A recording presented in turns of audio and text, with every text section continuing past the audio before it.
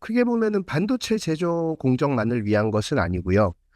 제가 사이언티픽 파운데이션 모델을 연구를 하고 있는데 지금 파트너로서 삼성전자 반도체 연구소하고 몇 가지 과제나 프로젝트를 하고 있어서 좀 그쪽 도메인으로 잡아봤습니다. 리터러처 리뷰를 하고 사이언티픽 파운데이션 모델이 무엇인지 그리고 반도체 응용에 어떻게 활용이 될 수 있을지 그런 얘기들을 드리도록 하겠습니다. 일단 사이언스 도메인에서는 그 편미분 방정식이라고 하는 PD가 차지하는 위치가 되게 뭐라고 할까? 기본적인 언어? 수학자들 간의 기본적인 언어라고 여기시면 되고요. 뭐 대표적인 게 위에 있는 F는 ma라고 하는 그 뉴턴의 기초적인 운동 방정식이죠. 예, 과학의 시작이었고, 모든 역학의 시작이었고, 이제 F는 ma가 나중에 뭐 유체로 확장이 되고, 이제 계속 확장이 되는, 이제 그러한, 편매부 방정식이었고, 사실 PD라고 하는 것은 그 땡땡 과학에서 다 쓰입니다. 물리학뿐만 쓰이는 건 아니고, 경제학, 사회과학, 뭐, 뭐, 땡땡이 붙은 모든 과학에서 현상을 디스크립션하는 표준 랭귀지로 많이 쓰입니다. 그 예제를 하나 보여드리겠습니다. 자, 여기 보면은 제일 아래 노드가 1번부터 6번까지 있는 그래프가 있고요. 그래프 아래 그 까만색은 노드의 인덱스고요. 그리고 여기 보면 파란색으로 쓴 게 제가 뭐 이렇게 온도값이라고 여기시면 됩니다. 그래서 그래프가 있으면은 그거의 디그리 매트릭스는 항상 대각행렬이죠. 그리고 이제 인접행렬을 만들 수가 있고 그 다음에 디그리 빼기 인접행렬 매트릭스라고 하는 게 이제 라플라스 매트릭스입니다. 네. 그래서 이렇게 라플라시안 매트릭스를 각 노드의 템퍼러처 값에다가 곱해준다라고 하는 것은 예를 들면은 이 4번 노드에다가 라플라시안 매트릭스를 곱해주면은 어, 자기 자신은 3, 그리고 네이버들에게는 마이너스 1의 가중치를 두고 계산을 하게 됩니다.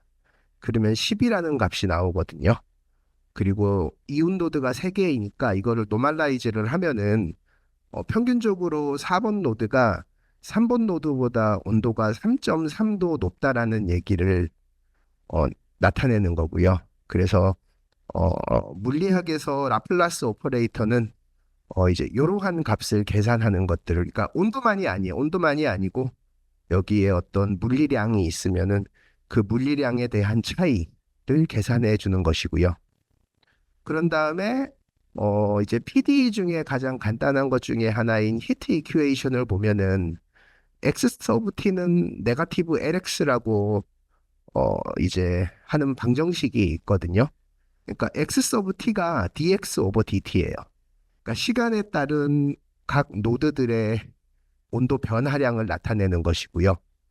그리고 제가 라플라시안 매트릭스를 어, 노드의 현재 온도인 x에다가 곱한다라고 하는 것은 그 나와 이웃 노드들 간의 평균적인 차이라고 말씀드렸잖아요. 근데 거기에다가 네거티브가 붙었다라는 말은 뭐죠? 나의 온도가 주변부보다 높으면은 시간이 지나면서 떨어져야 된다는 얘기예요. 그리고 나의 온도가 주변부보다 낮으면은 시간이 흐르면서 높아져야 된다는 얘기거든요. 그래서 사람한테 온도가 교환되는 과정에 대한 방정식을 적으라고 하면은 뭐 고등학교 수준만 있는 학생들도 뭐 이렇게 x 서브 t는 네거티브 lx라는 수식을 갖고 오는 학생들이 있을 거예요. 뭐 이거는 그냥 이렇게 천장을 보면서 사람은 설계를 하죠. 예. 그래서 이제 머신러닝하고 그러니까 그 머신 인텔리전스와 휴먼 인텔리전스의 그 극명한 차이이거든요. 그러니까 휴먼 인텔리전스는 이제 이러한 과정에 되게 강하죠. 예. 근데 머신 인텔리전스가 이러한 것들을 처음부터 할 수 있을까라고 하면은 아직은 많은 의문을 갖고 있습니다. 그래서 X 서브 T는 네거티브 LX라고 하는 그러한 방정식을 과학자가 설계를 하게 되면은 이제 엔지니어들은 그 방정식을 가지고 이제 내가 만든 제품에서 이제 어떻게 온도가 변화하는지를 이제 그런 거를 계산을 해서 이제 제품을 디자인하고 하게 됩니다. 그래서 과학과 공학에 대한 라이프 사이클을 한번 비교를 해보면은 가장 첫 번째로 사이언티스트들이 디덕티브하고 인덕티브하게 운동 방정식 같은 것을 만들게 됩니다. 예. 근데 그 운동 방정식은 PDE일 수밖에 없어요. 그러니까 왜 PDE를 다루냐라고 하면은 뭐 그게 뭐 멋져서 그런 것도 아니고 복잡해서 그런 것도 아니고 어, 열 교환되는 과정에 대해서 방정식을 적어오라고 하면은 이렇게밖에 못 적습니다. 어, 그 순간적인 시간의 변화량이 이렇게 된다. 사람은 이 방정식을 만들 수가 있거든요. 네, 그래서 실험이나 관측, 그리고 사고를 통해서 과학자들은 운동 방정식이나 물리 법칙을 만들게 됩니다. 근데 이 과정에서 PD 형태로 나올 수밖에 없고요. 그래서 그 PD 형태가 나오면은 이렇게 초기치에다가 특정 시간 동안의 변화량을 적분을 해서 더해주면은 이제 미래의 물리값이 되고 이제 이러한 적분 문제를 풀어가지고 공학에 활용을 하는 게 이제 과학과 공학의 그러한 라이프 사이클이고요. 그래서 과학자들은 이런 미분 방정식만을 주로 다루게 되고요. 근데 미분 방정식 그 자체는 뭐 과학의 원리를 담고 있으니까 아름답기는 하지만 공학적으로는 이 적분 문제를 풀어야지만 내가 원하는 미래 시간에서의 값을 알 수가 있거든요. 그래서 히트 이큐에이션에 대한 미래 타임 t에 대한 제너럴 솔루션이 이렇게 나옵니다. 네, 여기 보면은 뭐 사인 함수에다가 익스포넨셜 씌워서 이렇게 나오는데, 그러니까 내가 어떤 과학자한테 열이 교환되는 과정에 대한 수식을 적으라라고 하면은 과학자가 바로 사인의 익스포넨셜이라고 하는 이것은 떠올릴 수 없어요. 예, 되게 어렵거든요. 근데 사람은 순간적으로 어떠한 일이 일어나는지를 파악을 하고 그것을 방정식으로 적으면은 편미분 방정식이 나옵니다. 그래서 과학에서 편미분 방정식이라고 하는 게 그냥 생각해 보면은 그렇게 될 수밖에 없는 거예요. 예. 그러니까 뭐 그리고 우리가 의도했던 게 아니고 편미분 방정식으로 과학이 디스크립션 내는 것은 필수적입니다. 예. 그리고 그것을 공학적으로 풀어야 되는 거죠. 그래서 대표적으로 보면 뭐 유체 방정식 같은 거는 물리학 입장에서는 유체 방정식에 대한 이해가 끝났거든요. 예.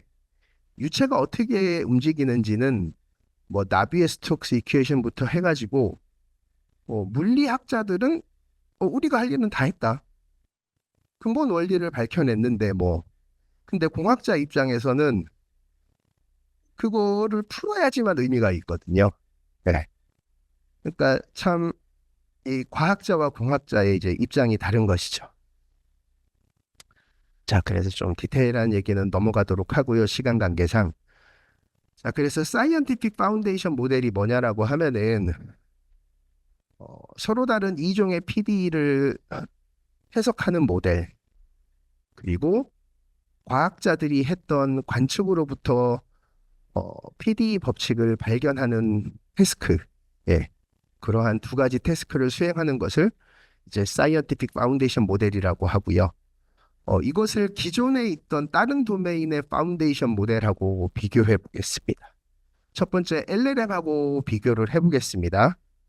챗GPT 같은 경우는 아카이브는 물론이고 사이언스나 네이처하고도 다 이렇게 계약을 맺어가지고 그 논문들로 이렇게 다 학습이 되거든요. 그래서 LLM을 활용한 사이언티픽 디스커버리가 어떤 것을 할 수 있냐라고 하면은 그냥 이러한 예제를 할 수 있을 것 같아요. 여기 보면 이제 휴 몽고메리하고 프리먼 다이슨이라는 사람이 있었는데, 이제 휴 몽고메리가 하루는 그 프린스턴 연구소에 비지팅을 오거든요. 네, 비지팅을 와가지고 프리먼 다이슨하고 밥을 먹다가 휴 몽고메리가 이제 그 자기가 연구하던 리만 제타 함수의, 그러니까 리만 제타 함수가 0이 되는 간격의 분포하고 이 프리만 다이슨이 연구하던 뭐 우라늄이나 그러한 어, 원자 번호가 높은 원자들에서의 원자 궤도 그 전자 궤도들의 에너지 분포의 차이 같은 것들의 분포를 계산하고 있었는데 그 두 개의 수식이 똑같습니다. 네. 그래서 프리만 다이슨하고 휴 몽고메리가 여기서 이제 깜짝 놀라고, 아, 이게 무슨 그 관련성이 있구나. 네. 소수의 분포가 어떠한 양자역학 시스템하고 관련이 있구나라는 것을 알게 되고, 이제 몽고메리 다이슨 컨젝처를 만들고, 이제 그거로부터 시작이 돼가지고 뭐 양자 혼돈 이론 이제 그런 쪽으로 양자역학이 발전을 하거든요. 네. 그래서 이제 이러한 과학사의 발전은 그냥 우연이죠. 네. AI의 도움 없이 사람이 한다라고 하면은 그냥 이러한 우연에 밖에 우리는 기댈 수밖에 없을 수밖에 없어요. 네. 근데 이거는 진짜 말 그대로 우연이고, 이러한 우연이 항상 뭐 일어나는 것도 아니고 하기 때문에. 근데 이제 LLM은 이미 다 봐버렸잖아요. 네. 이쪽 분야 저쪽 분야 이제 그런 것들을 다 봐버렸기 때문에 인간 과학자가 잘 가이드를 하면은 현존하는 LLM 기반의 과학 디스커버리는 이제 이러한 방식의 과학 디스커버리에 최적화되어 있지 않을까. 근데 하지만 이제 완전히 새로운 이론을 만들지는 못하죠. 이제 그런 게 있고, 이제 그 다음에 이제 앞에서도 소개해드렸지만 월드 모델이 있습니다. 그래서 엔비디아 코스모스도 있고, 뭐 제네시스 AI도 있고, 그다음에 딥마인드가 나온 지니 3 같은 것들도 있는데, 이제 여기서 보면은 텍스트로 가상 환경에 대한 이제 설명을 치죠. 뭐 눈이 있고, 뭐 옆에는 나무가 있고, 자동차 길이 있다. 라고 하면은 이제 AI가 가상 환경을 만들어주고, 아시겠지만 미국에서는 그런 에이전트를 학습을 할 때, 실세계에서 바로 학습을 하지는 않거든요. 네, 사고라도 나면은 기본적으로 수천억의 징벌적 손해배상을 물어야 되기 때문에, 이렇게 가상 환경에서 에이전트 학습하는 게, 필수라고 보시면 됩니다. 그래서 이렇게 가상 환경 안에다가 에이전트를 넣어놓고, 이제 그 에이전트를, 이렇게 학습을 할 때 하게 될 텐데, 이제 그때 에이전트한테 줘야 되는 리워드는 대부분 다 F는 MA를 풀어서 나오는 거예요. 네, 뭐 로봇이 공을 던진다, 뭐 충돌을 한다.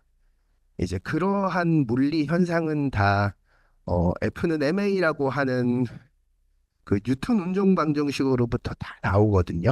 네. 그래서 거시 세계의 고전역학 시뮬레이터라고 보시면 되겠습니다. 그래서 어떻게 해서 보면은 사이언티픽 파운데이션 모델하고 되게 가까운 시스템이죠. 예, 근데 거시 세계의 고전역학만을 지금은 메인으로 하고 있는 게 지금 월드 모델이 되겠고요. 이제 그러고 나면은 과학의 특정 도메인을 하이 레벨에서 데이터 드리븐으로 푸는 게 이제 알파폴드 같은 것들이죠. 예. 그래서 뭐 3차원 단백질 구조 이런 것들. 사실 3차원 단백질 구조가 생기는 이유는 그 분자들의 안에 있는 원자들의 전자기력에 의해서 그 구조가 만들어지는 거거든요. 근데 그거를 이제 그렇게 막 전자기력 레벨에서 해석을 하려고 하면은 시간이 너무 오래 걸려요. 네, 조그만한 분자도 몇 달씩 걸리고 하기 때문에 이렇게 빠르게 AI로 예측을 해보겠다라고 하는 게 아주 하이 레벨에서 이제 알파폴드가 되겠고요. 어, 그래서 이제 알파폴드가 사실은 엄청나게 정확하지는 않습니다. 네. 그러니까 만든 것 중에는 가장 빠르고 정확하지만 이제 틀린 오답도 많이 내놓기 때문에 그 아직도 이렇게 웹랩이 예, 그 실험이 아직도 중요하죠. 예. AI가 예측하는 게 다 정확하지가 않기 때문에 실험이 아직도 중요합니다. 이제 그러고 나면은 이제 사이언티픽 파운데이션 모델이 있는데 이제 여기 왼쪽에 있는 동영상이 그 최근에 설립된 피직스 X라고 하는 회사의 툴이거든요. 이제 여기서 보면은 배터리 셀들에 대한 그 냉각 시뮬레이션을 자동으로 해주고 어떠한 구조가 이 형태의 배터리 셀 배치에서 최적이다라고 하는 디자인 옵티마이제이션까지를 해줍니다. 네. 그래서 제조 쪽으로는 가장 많이 나간 게 이 피직스 X입니다. 그래서 사이언티픽 파운데이션 모델은 PD에 있는 포워드 프로블럼, 인버스 프로블럼을 다 풀어야 되고 월드 모델처럼 거시 세계만을 대상으로 하는 게 아니고 반도체 설계나 화학으로 들어가려고 하면은 이제 아주 미시 세계까지 나가야 합니다. 그리고 에큐러시가 높아야 돼요. 네, 월드 모델은 사실 정확한 과학적으로 보면은 정확한 모델은 아니에요. 예. 그냥 리워드가 뭐 충격이 있다 없다 뭐 이렇게 대충 들어가도 큰 문제 안 되거든요. F는 MA에 대한 정확한 시뮬레이션이 없어도 월드 모델 에이전트를 학습할 수 있는데 이제 그것보다는 훨씬 더 높은 수준의 에큐러시가 이제 요구가 되고 그리고 옵저베이션만으로 예측을 하거나 그 방정식이 무엇인지를 이해를 할 수가 있어야 됩니다. 이제 이게 바로 어, 그 산업계에서 발생을 하는 이제 가장 큰 수요 중에 하나입니다. 이 얘기를 제가 좀 뒤에서 드리겠습니다. 자, 그러면 이제 LLM하고 SFM을 좀 비교를 하도록 하겠습니다. LLM은 데이터 컬렉션을 인터넷에서 하는데요. SFM 같은 경우는 많은 PD를 풀어서 하게 됩니다. 네. 그리고 메인 아키텍처는 트랜스포머고 SFM도 아마 트랜스포머가 되지 않을까 생각을 하고 있고 이러한 구조의 장점은 그러니까 라지 데이터와 라지 모델의 조합은 노 인덕티브 바이어스죠. 네. 그러면서 이 SFM의 가장 큰 난제 중에 하나가 이 3번이에요. 우리가 모든 PD를 알고 있는가. 네. 지금 보면은 뭐 아인슈타인부터 해가지고 뭐 양자역학이나 여러 가지 과학 법칙이 PD로 나왔지만 설명을 못 하거든요. 네, 제임스 웹 텔레스코프 관측 결과를 봐도 어, 인류가 만든 과학 모델하고 맞아 떨어지지 않아요. 네, 그러니까 지금까지 우리가 만든 PD는 불완전합니다. 네, 그것만으로는 정확한 해석을 할 수 없어요. 그래서 관측으로부터 새로운 PD 기반의 난리지를 뽑아내는 것도 중요하고요. 그 다음에 많은 경우에서는 PD를 모르고 관측만 있어요. 그러니까 삼성전자가 이제 어떠한 장비를 갖고 있을 때, 뭐, 이온 가스를 주입을 해가지고, 실리콘 내부로 이온을 주입한다라고 했었을 때, 크게 보면은 가스가 쫙 확산되는 디퓨전 과정이거든요. 네. 근데 정확하게 그게 어떠한 디퓨전인지 몰라요. 그리고 실세계이다 보니까 미시적으로 숨어있는 히든 피직스들이 많아요. 고려되지 않는. 네. 그러니까 실제로 우리가 뭐 현실 세계에서 제가 여기를 탁 쳤었을 때 뭐 이렇게 힘만 가해지는 건 아니고 뭐 순간적으로 제 손에 있는 전자들하고 여기에 있는 전자들 간에 뭔가 그런 전자기력에 대한 그런 것도 필요할 테고 열의 교환도 필요할 테고 현실 세계에서는 여러 가지 복잡한 피직스가 서로 얽혀가지고 돌아가거든요. 네. 근데 과학자들은 그냥 뭐 어떠한 방정식이라고 하면은 그냥 이상적으로 그것만 존재하는 시스템을 생각을 하죠. 이제 그래서 안 맞아떨어지는 거예요. 그리고 뭐 멀티피직스라고 하는 분야도 있는데 그것도 내가 알 때예요. 그러니까 열하고 유체 문제를 동시에 풀어야겠다. 이제 그거를 알 때 뭐 열유체 문제 멀티피직스 풀고 하는데 반도체 공정 같은 첨단 공정으로 가면은 이게 대세는 가스가 퍼져나가는 디퓨전인데 어떠한 피직스가 숨어 있는지조차 모르고 이제 그러다 보니까 이제 그 회로 선폭이 지금은 원자 몇 개 수준으로까지 내려갔는데 이제 거기서는 절대 안 맞아떨어지죠. 그래서 삼성이 어 지금 그 폴라리스라고 하는 자체 해석 툴도 있고 한데 거의 맞아떨어지지가 않습니다. 근데 이제 이러한 것들을 좀 AI로 도전을 해보자 라고 하는 게 사이언티픽 파운데이션 모델 쪽이고요. 쉽게 말하면 두 가지 태스크입니다. 인류가 아직 PD 법칙을 다 모르기 때문에 관측이 주어지면은 그거로부터 새로운 과학 이론을 만드는 분야. 그리고 관측이 있을 때 그거에 그 관측을 만들어낸 모든 피직스를 이해를 한 다음에 이제 미래를 예측을 하는 그러한 분야로 구성이 되어 있습니다. 예, 시간이 이제 오버가 돼서 제가 짧게 소개를 드렸고요. 이쪽 분야는 사실 세계적으로도 아직 많이 하는 데가 없습니다. 칼텍이 되게 많이 하고요. 엔비디아도 하고 있고 엔비디아 딥마인드가 하고 있고 해서 저는 개인적으로 저희가 빨리 이런 분야를 그러니까 AI 쪽에서도 아직 안 하는 분야들이 있거든요. 그런 분야들을 빨리 선점을 하면은 또 더군다나 이러한 분야들은 우리나라 산업계의 요구와 되게 잘 맞아 떨어지기 때문에 빠르게 선점을 해야 될 필요가 있지 않을까라고 저는 생각을 하고 있습니다. 감사합니다.